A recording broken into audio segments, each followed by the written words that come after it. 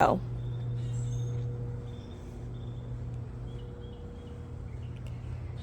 From the sounds and the water nearby, you may or may not think, does she live in a forest?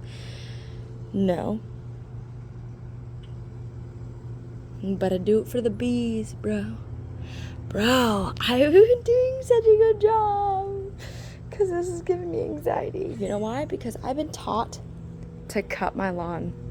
Because my lawn is supposed to be pretty, right? No. My lawn is to be functional.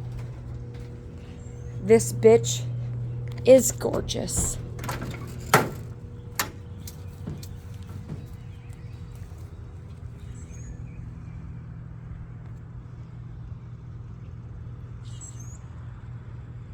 Mm-hmm.